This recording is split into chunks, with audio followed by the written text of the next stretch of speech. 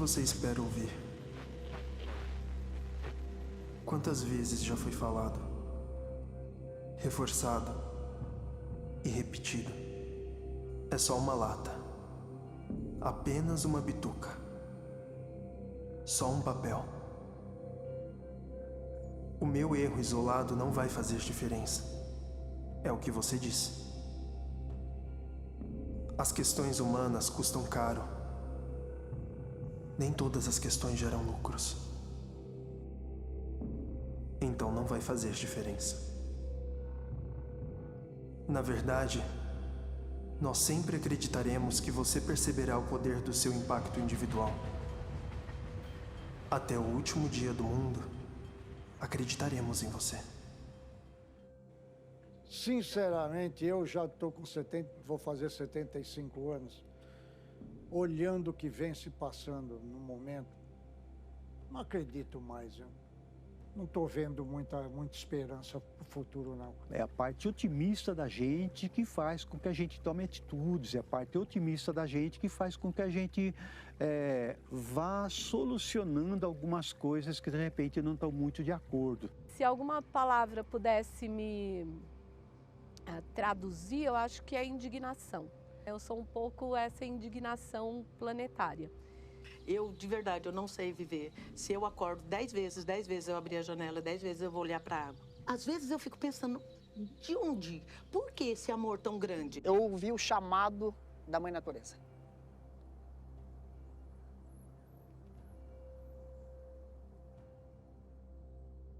Nós somos natureza, né? Em algum momento da nosso ciclo aqui na Terra, enquanto seres humanos, a gente perdeu isso. A gente se considera um ser à parte. Não, nós somos natureza. Sozinho, qualquer vento te derruba, né? Qualquer vento derruba um graveto. Se todos estão juntos, aí fica forte. Quanto mais pessoas potencialmente sensibilizadas sobre a importância do meio ambiente no dia a dia, mais chance a gente vai ter de barrar os níveis de degradação. Porque nós estamos cometendo um erro há mais de 500 anos.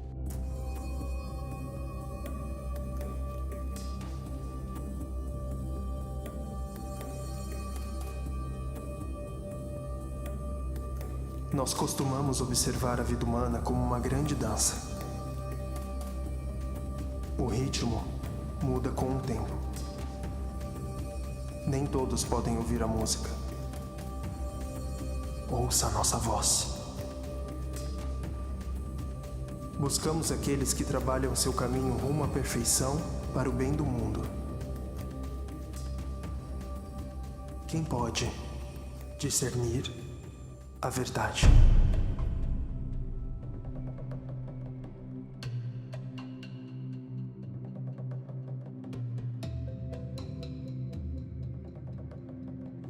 Meu nome é Dan Robson. Eu faço a coleta de água. As amostras então, são coletadas em tubos.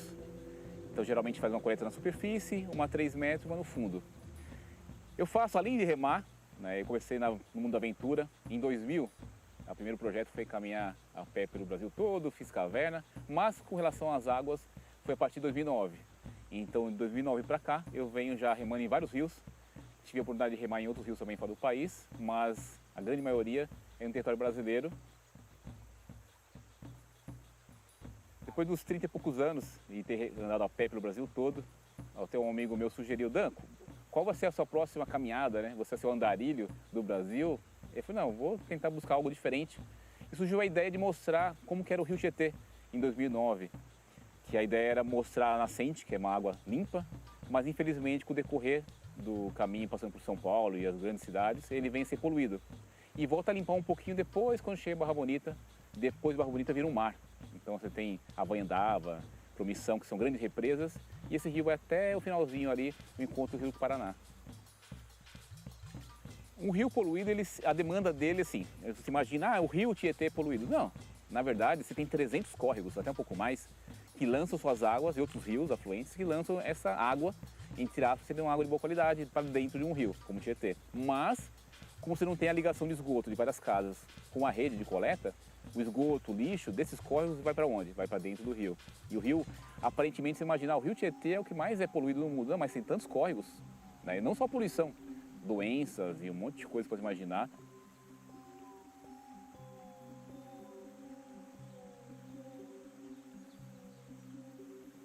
Infelizmente, assim, a grande demanda por moradia nem sempre respeita a natureza. Você tem, assim, uma grande incidência, né? Onde tem muita moradia, infelizmente, o rio sofre com isso. Também tem a parte de captar água. Então, quanto maior a cidade, mais a demanda por água e também mais a poluição. O que precisa é a coleta adequada do esgoto, para não ser lançado dentro do rio. Fora isso, também a parte de sujeira. Infelizmente, algumas pessoas acham que o rio faz parte do quintal da pessoa e acaba jogando lixo na rua e vem para dentro desses rios. E, infelizmente, a poluição acompanha. Quanto mais cidades, quanto menos coleta, aqui a situação é mais tranquilinha. Pode ver que é uma água até quase, né, branquinha, né, cor de barro. Mas, infelizmente, em algumas regiões o rio chega a ficar preto. Se você pegar uma bala, ou uma bituca de cigarro, ou uma caixinha de qualquer de plástico, e você está na sua casa, né, tá dirigindo, parou no farol e joga na rua. Qual o destino disso? Infelizmente, é um córrego, e do córrego vai para um rio, e do rio, toda essa mecânica vai passar para o mar. O rio, ele dá um exemplo. Se uma cidade acima joga muito lixo, quem sofre são os moradores da cidade abaixo. Crianças, idosos. Então, aquela água que você acha que não tem preocupação com você, né? Que você mora aqui em São Paulo, tudo. Mas quem sofre é quem está abaixo, Pirapora, Bom Jesus.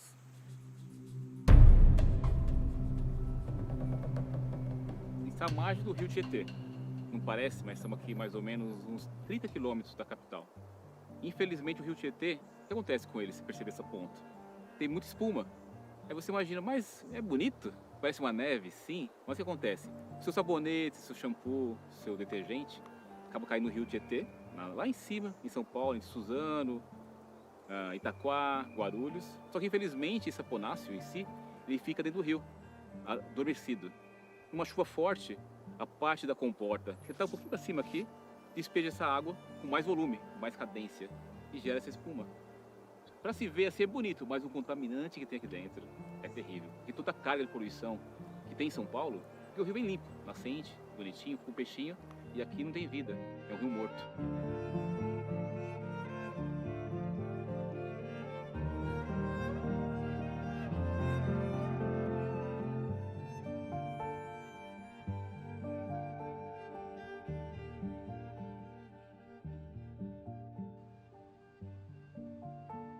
O Dan estava fazendo o projeto do flutuador da Globo, na época, né, em 2010. Ele andava com o flutuador e só media o oxigênio dissolvido da água, né? Então, primeiro que era uma coisa que a gente fazia algumas críticas, porque não dá para você medir qualidade de água só pelo oxigênio.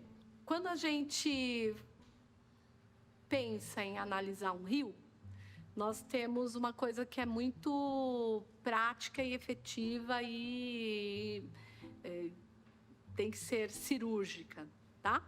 Que é o que nós chamamos de rede de monitoramento de qualidade de água.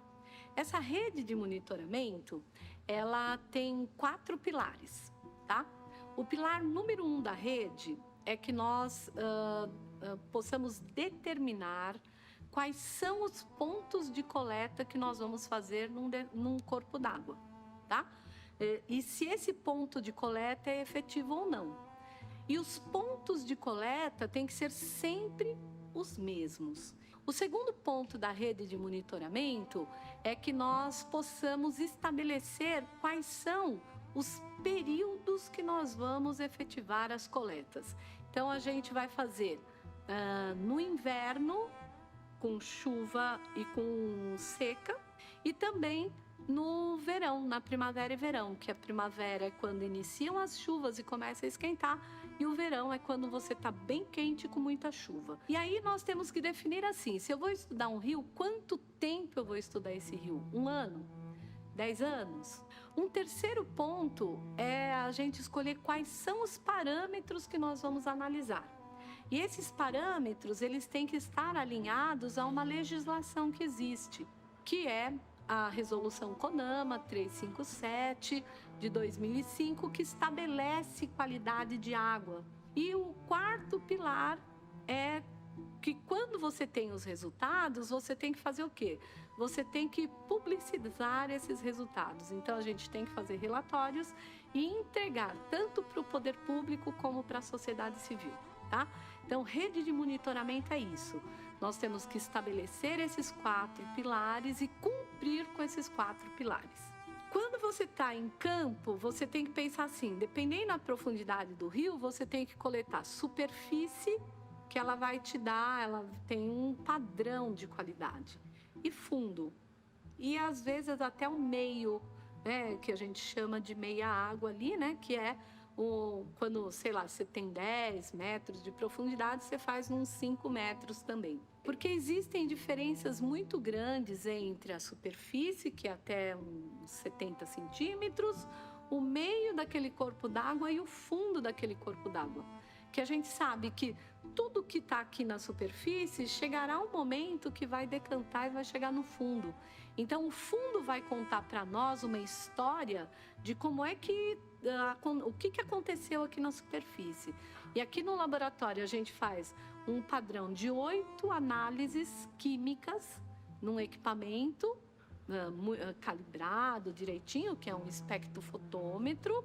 E esse equipamento me dá, assim, uma precisão muito grande do material que tem naquela água. E também nós fazemos a análise microbiológica, que aí nós descobrimos quais são os micro-organismos que estão nessa água que, de alguma forma, vão afetar ou a qualidade de água, né, para distribuição, ou a qualidade da saúde das pessoas que se expõem àquela água, né? Então, se você tem pescadores, tem pessoas que usam a água para lazer e etc., você tem que pensar que qualidade que é aquela água.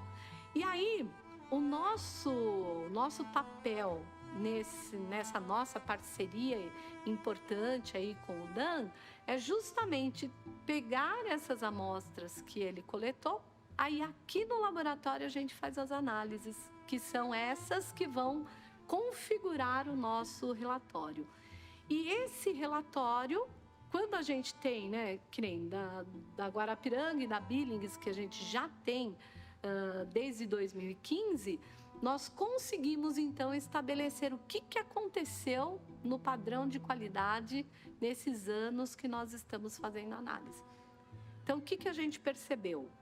Infelizmente, que nós temos uma queda no padrão de qualidade dessa água. Nós perdemos capacidade de armazenamento do reservatório porque muita coisa se depositou no fundo. E nós temos aí uma variação no volume de água do reservatório. Isso é muito importante para a gente poder comprovar que não temos efetividade nas políticas de saneamento aqui, que envolvem a região metropolitana de São Paulo. Existem ações acontecendo? Existem. Tem ações acontecendo, mas num nível muito mais lento do que a gente necessita. Para vocês terem uma ideia, em 2014, teve uma seca forte na região. Os níveis das represas que abastecem São Paulo, das águas daqui, da nossa bacia para abastecer São Paulo, chegaram a um ponto tão baixo que vocês lembram que começou a captar a água abaixo de um nível que eles chamavam de nível morto da água, vocês lembram disso? Era uma água residual que não deveria ser usada para abastecimento público. Bom, o caso chegou a ser tão grave que, para não cortar o abastecimento de São Paulo, lá, lembrem, 7 milhões e meio de pessoas são abastecidas. Faltou água. Para não cortar lá, eles cortaram a água daqui. Do ponto de vista político, se o cara deixa faltar água lá, nunca ninguém mais vota nele ou no partido dele. Então, o que ele optou? Fecha a torneira para a bacia PCJ.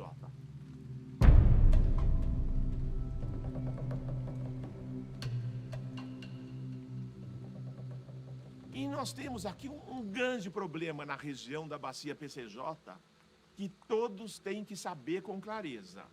É que para abastecer cerca de 7 milhões e meio de pessoas na cidade de São Paulo, ao invés de diminuir o nível de contaminação por esgoto dos rios Tietê e Pinheiros, lá em São Paulo, eles optaram por buscar água limpa na bacia PCJ. Então é retirado da nossa região cerca de 30 a 33 metros cúbicos por segundo de água. Vocês têm ideia do que é isso? 1 metro cúbico é uma caixa d'água de 1000 litros. Imagina 10 caixas d'água ao lado, mais 10 em cima, mais 10 em cima. Por segundo. É um rio tirando água dia e noite, 24 horas por dia, todos os dias do ano, para abastecer São Paulo. Porque lá não fizeram a lição de casa, que é implantar a rede de esgoto para não poluir os rios. Vocês já viram, todo mundo chega em São Paulo a qualquer época do ano, ou pelo Rio Tietê ou pelo Rio Pinheiros, tem água. Só que é uma água estragada, podre. E tá bem aqui à margem, né, do Rio Tietê. Então, da Barragem da Penha. Para quem não conhece nada sobre o Rio Tietê, você tem a nascente muito bonita, né, lá em Salesópolis. Mas quando chega na região de Mogi das Cruzes, Suzano, Itaquá, o rio sofre com o quê? Com o descaso de algumas pessoas que nem sabem. Aqui tem um exemplo de um córrego, né? Tem quase 300, até mais em São Paulo. Os moradores das regiões mais próximas de Tietê jogam lixo, infelizmente, na beira do córrego. A primeira grande chuva que tem, ela joga essa água, né? Trazendo junto com o lixo. Infelizmente, além do lixo, vem alguns animais mortos. Fora um monte de coisa que só Deus sabe que tem. E acaba vindo para cá, né? Pro Rio Tietê. E, infelizmente, essa parte de margem, né? Curva de rio, é onde encosta todo o lixo. Essa cora plástica, garrafa PET, todo tipo de lixo que flutua, né? Isopor, né? Então, ele acaba ficando mais tempo no meio ambiente. E juntando cada vez mais as margens. Tem lugar lá para trás que tem quilômetros de lixo.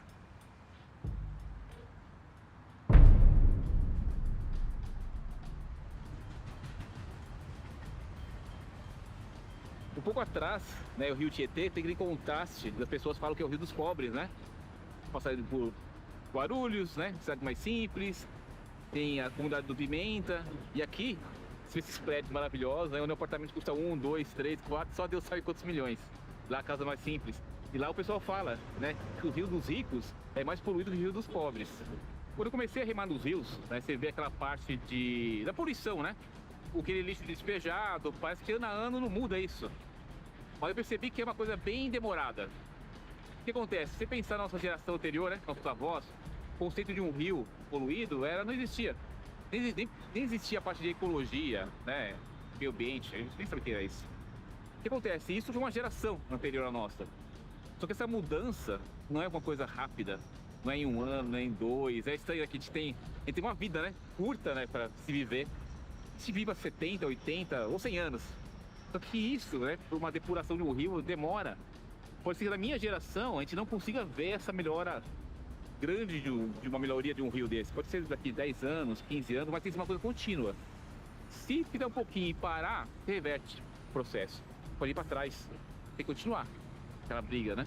Aquele apoio, aquela consciência, aquela cobrança, e vai martelando, até que as coisas vão melhorar.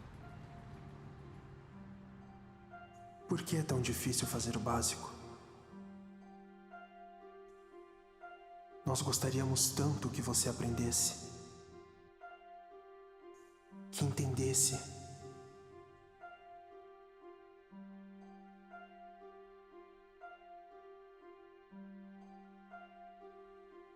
Ouça um pouco do teu passado recente.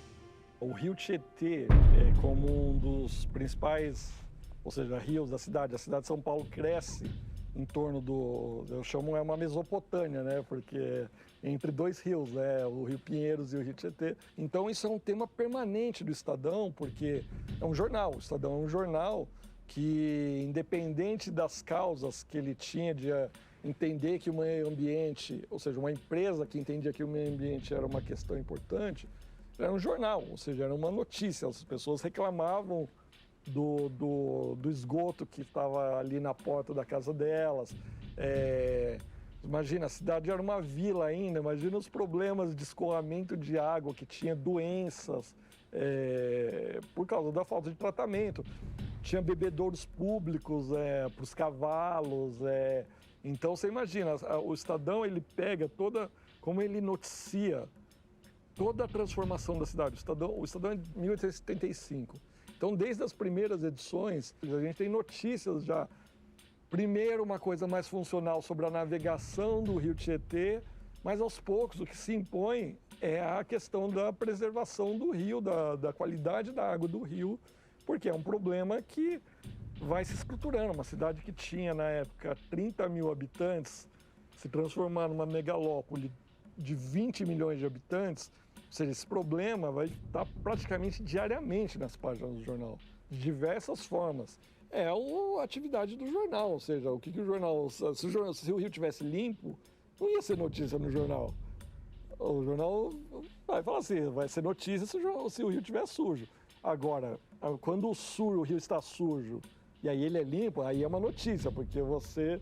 Mas se ele estivesse limpo sempre, a notícia dele ia ser as competições de remo, as recreações, olha, apareceu uma nova espécie de peixe aqui.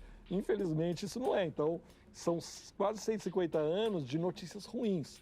Por quê? Porque a cidade teve um crescimento desordenado que, inclusive, afetou o rio, né? O rio é o seu principal, é um dos seus principais vias, né, da cidade a partir dos anos 60, quando vem o projeto da Marginal Tietê, ou seja, os dois grandes eixos viários da cidade passam pela margem do rio.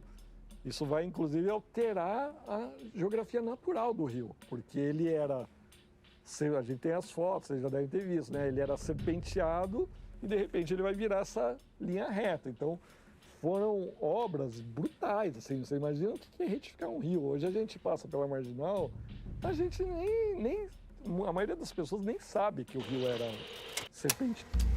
Sinônimo de vida. Símbolo de morte. As cicatrizes geradas pela humanidade evidenciam grande parte da sua história na Terra. Porém, nós acreditamos em você. Sempre acreditaremos em você. Também és um sinônimo de vida. Respire conosco, enquanto há tempo.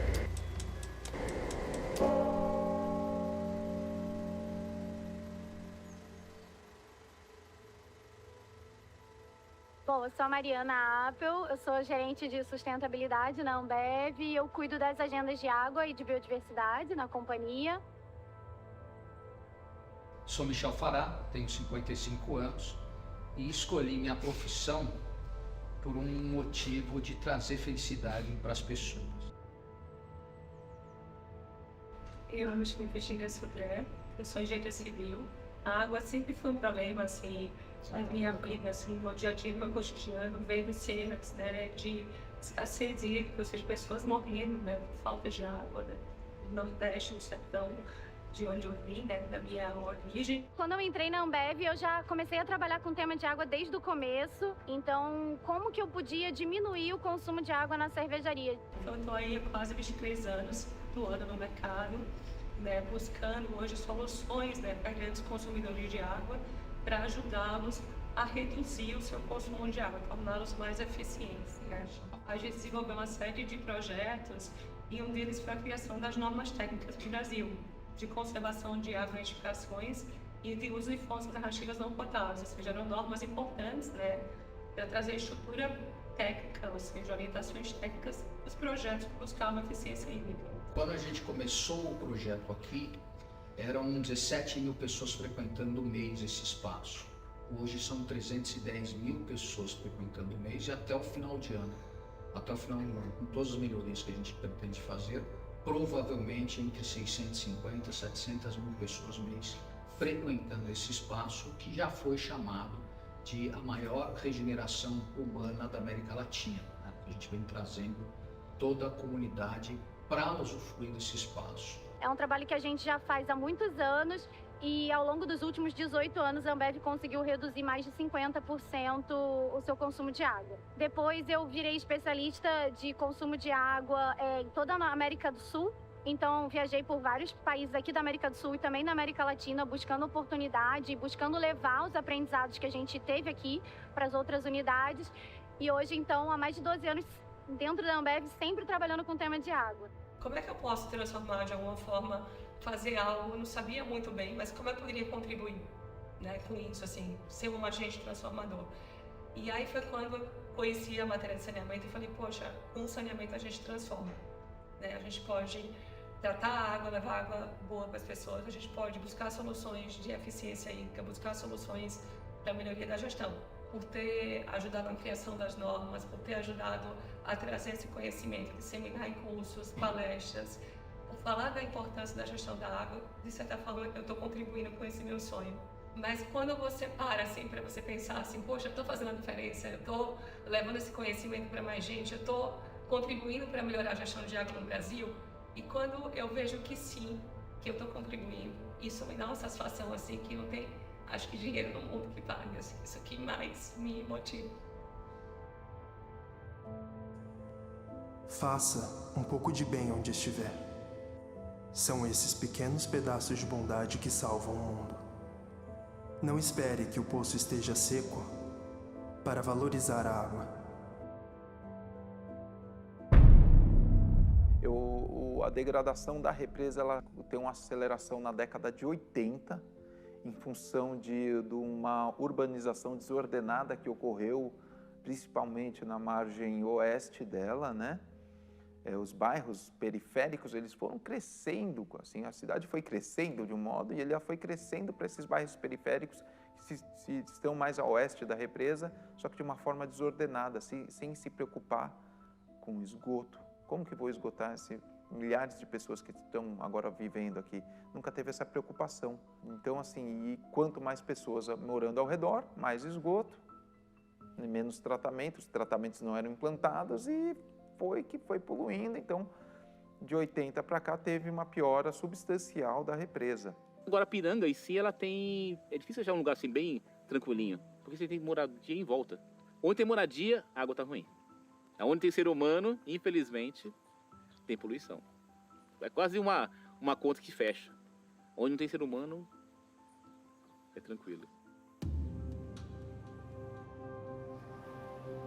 Foram feitas leis de manancial, foram feitas tentativas judiciais, burocráticas, assim, porém nenhuma prática colocada assim para valer. Porque se tivesse sido tomado cuidado, a represa continuaria limpa hoje.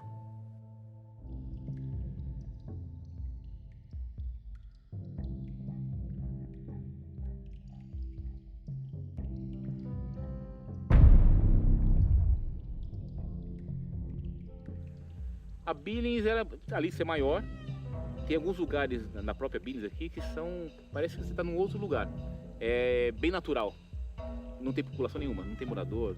Parece que você está tipo um Pantanal, dá exemplo, bem, você não vê nada. E tá pertinho no mar, viu, do lado.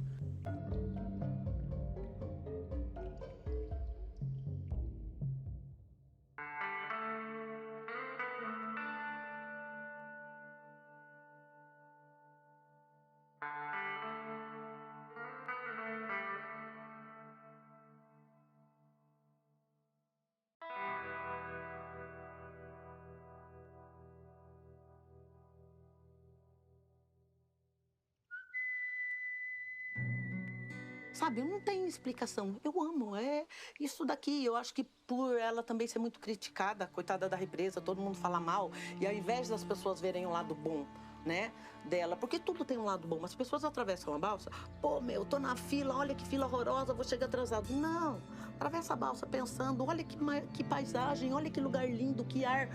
Então muda a forma. Então acho que assim, as pessoas têm que aprender a olhar, né, para a água. Eu não sei, eu olho para ela com um amor tão grande que isso daqui é minha vida, é tudo para mim. E às vezes a pessoa olha e fala, pô, mas a Billings é poluída, é ruim, é isso e aquilo. Não, a Billings, ela tem vários lados, né? Ela tem a parte, sim, bem poluída, ela tem uma parte bem preservada, que é a parte onde nós estamos, principalmente, é uma parte preservada. Eu sou uma pessoa que, se você ligar 10 vezes, 8 eu vou estar dentro d'água. Então, eu vou estar navegando. Então, não tem, assim, eu conheço essa represa com uma palma da minha mão e eu vivo isso. Eu sinto os problemas da Billings na pele, né? Então, hoje, se eu te falar assim, tá, a gente tem o problema da poluição? Tem. Eu fico preocupada com isso? Fico. Porque eu tenho netas que estão indo na mesma direção, tenho netas que estão indo, que também querem pescar e que vão viver aqui. e que dependem também dessa água. Hoje eu estou presidente da colônia de pescadores, porém eu sou pescadora, sou mestre fluvial e ceramista, também sou guia de pesca esportiva, monitora de ecoturismo, entre outras coisas. Duas coisas que me entristecem muito, mas são coisas que têm que acontecer. Duas pessoas que sempre me incentivaram muito em tudo, porque eu sempre fui a louca, né? Porque assim, não é muito normal, né?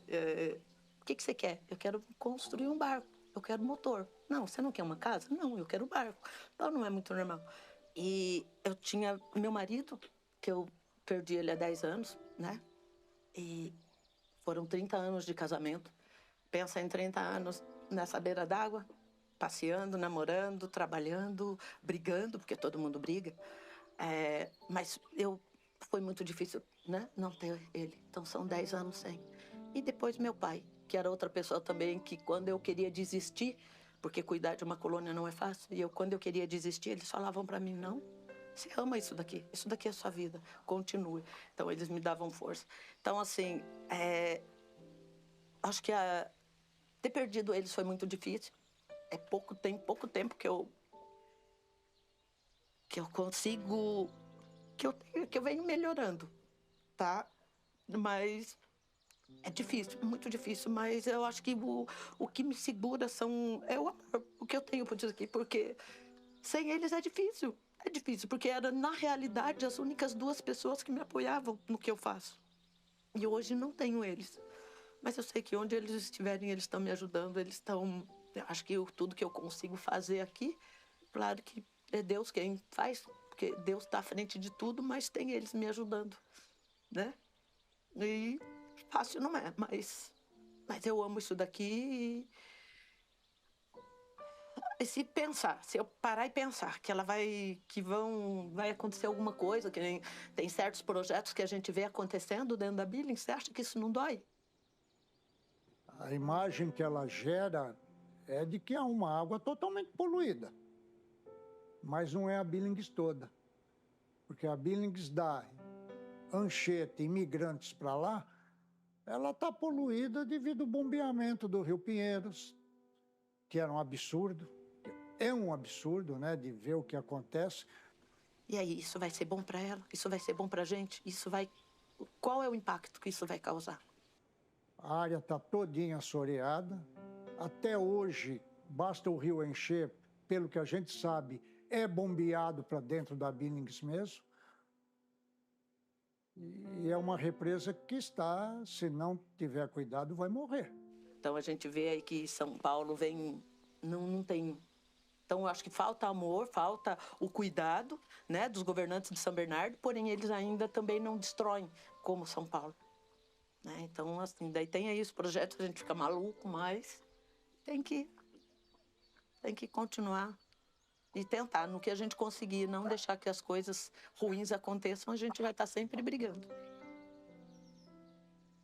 Porque a poluição vem subindo, né? Guarapiranga, a mesma coisa. Hoje, a população da região metropolitana dobrou. São Paulo, porque eu te dou a vida, por que você está me abandonando? Por que você não vira os olhos para mim?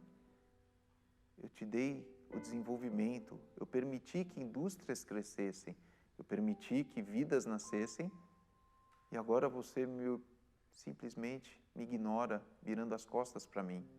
Olha para mim, cuida de mim, como eu cuidei de você nesses últimos 100 anos. Acho que seria alguma coisa assim que ela diria, né?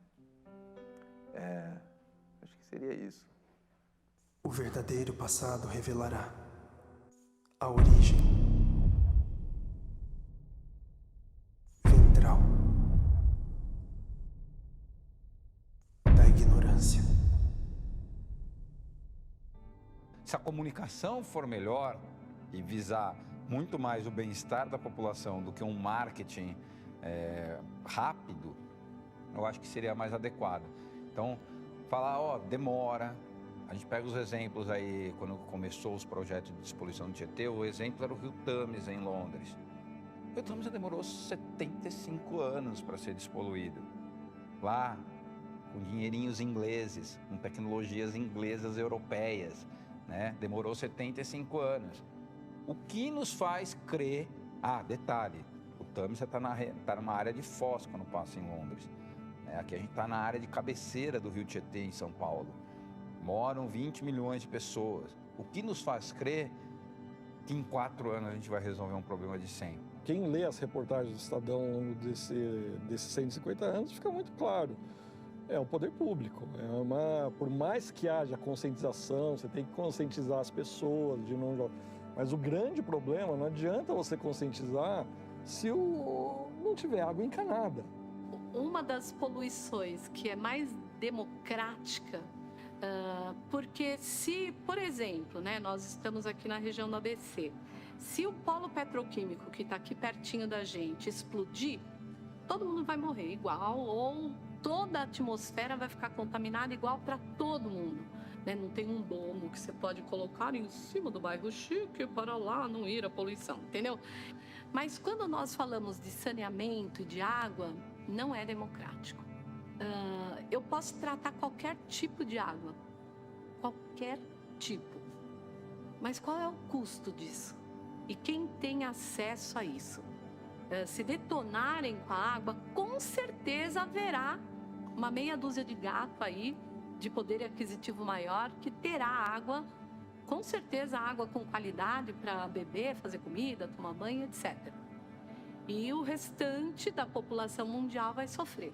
Então, a água, ela nos mostra muito esses degraus imensos que nós temos entre as diversas classes sociais. Coitado da rapaziada de hoje em dia que vai ter que descobrir de que forma vão viver. Até para beber água vai ter que pensar como é que vai se beber água. Porque do jeito que está indo, é bem desestimulador de ver. Tá louco. Posso estar errado, né? Porque a gente não é experiente no negócio. Mas o que a gente vê, nada sendo feito. Se é feito, é tudo balela. Parece que é tudo balela. Não acontece nada. Eu vejo que a minha atuação prática para a mobilização das pessoas, eu acho que começou um pouco tarde. Eu acho que, de alguma forma, se isso tivesse sido despertado um pouco mais cedo, fazer o que eu estava percebendo, sentindo, passar para mais gente, antes, poderia ter um efeito melhor. Então, por mais que a gente faça hoje, eu sempre acho que ainda falta um pouco. Então, eu tenho um foco em mobilizar para mudança de comportamento. A educação ambiental, para mim, tem esse foco. Quando a gente não tiver mais pontos poluídos na represa, eu acho que você pode afirmar que eu contribuí um pouco, eu como todas as pessoas envolvidas nos projetos que a gente tem aqui, né? Como tem alguns projetos assim que eu faço parte, Limpeza na Represa, Abraça Guarapiranga, né? A Associação Nossa Guarapiranga, eu acho que é um conjunto, né? Vai se fortificando. Sozinho, qualquer vento te derruba, né? Qualquer vento derruba um graveto. Se todos estão juntos, aí fica forte e vai longe. Então essa é a ideia também de ir aglutinando as pessoas que gostam, encontrando essas pessoas que têm paixão pela represa.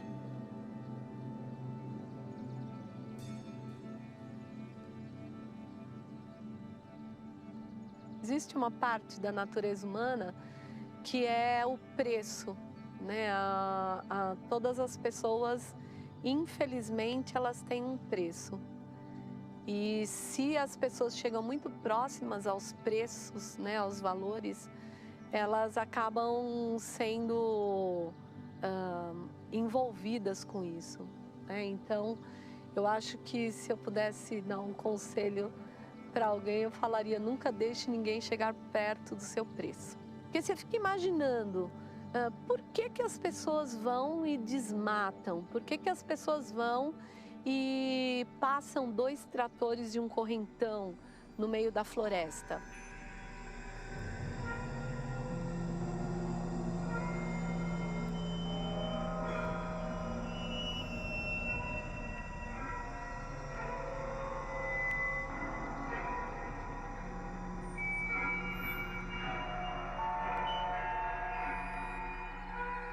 tem aquele que guia o trator e tem aquele que manda.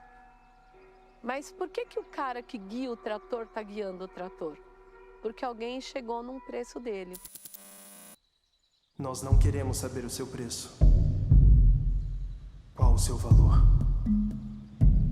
Só precisamos que nos escutem. Meu nome é Jackson Xavier da Silva, eu tenho 39 anos, sou pescador, sou a 4ª geração da família de pesca aqui na Praia do Perequê. Em 2019 eu tive um encontro muito especial com a natureza. Eu costumo dizer que muitas pessoas vêm ao encontro da natureza para socorrê-la. No caso, ela me socorreu e me chamou para salvá-la. Então, assim, o meu encontro com a natureza, o meu trabalho voltado à proteção do rio, ao mar, é diferente. Eu fui chamado por eles para fazer esse trabalho, né? Em 2019, no dia 2 de fevereiro, nós demos início à SOS Rio do Peixe. Nós tivemos um aumento muito rápido da população e esse aumento desordenado, o que acontece? Não há educação. E sem educação, alguém paga o pato. E na nossa comunidade, quem pagou o pato foi a natureza, foi o meio ambiente, foi uma área de manguezal rica que veio se degradando e pedindo socorro. Então focamos na educação, conversamos com cada um, é até meio assim chucro o que eu vou falar, mas foi simples a minha educação com eles no primeiro momento. Vou iniciar um trabalho de recuperação do nosso rio e da nossa praia. Eu peço 2 coisas para vocês. Não precisa entrar comigo no rio, mas não jogue mais o lixo lá. Então a gente começou a galgar outras metas, educação ambiental nas escolas, um turismo sustentável, sabe, focar na inclusão social. Vocês não têm noção de quanto é lindo você ver um cadeirante fazer um passeio de barco. É surreal. A pessoa dá um grito no meio do manguezal porque ela viu um caranguejo, coisa que é natural para nós. Isso que eu falo muito, as pessoas que vêm fazer a ação conosco, eles falam assim, eu entrei no rio achando que eu ia limpar o manguezal, mas saio daqui limpo por ele. Em novembro de 2018 a fevereiro de 2019, eu entrei numa depressão muito forte. É uma depressão que ela me levou ao nível 0 de ser humano, sabe? E no dia 2 de fevereiro foi o auge da minha depressão, onde eu pensei em suicídio. É difícil falar, porém é necessário, né? Eu peguei o meu caiaque para ir para o mar, na intenção de não voltar. Mas, como vocês estão vendo aqui atrás, tem uma praia linda. Só que essa praia, ela me fez ao contrário. Ela falou, você não vai para o mar, você vai entrar no rio. Entrando no rio, cerca de 20, 30 minutos remando, eu ouvi o chamado da Mãe Natureza.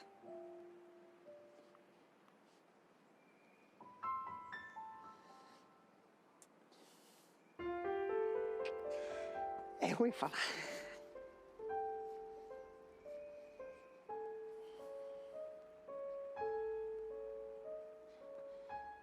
Num determinado local do rio, o chamado foi simples.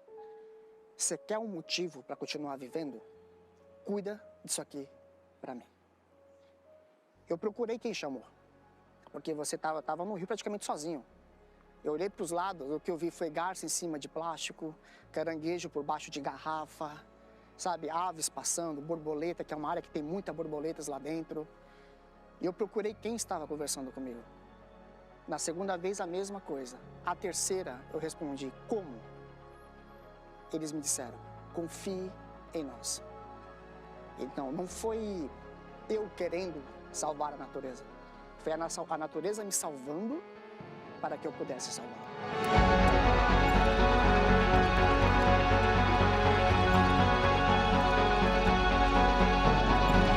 Não podemos esperar que todas as vidas absorvam para si a real essência do que um guardião da água representa. Há muito tempo esperávamos por isso, mas hoje, não mais. Apenas ouça. Você sabe onde tem água. Sabe o que pode fazer. Muito já foi dito e ensinado. Você ainda tem tempo. É curto, mas ainda tem tempo. Isso aqui é só um filme. E filmes não podem mudar o mundo. Eles impactam, transformam e entretêm a vida.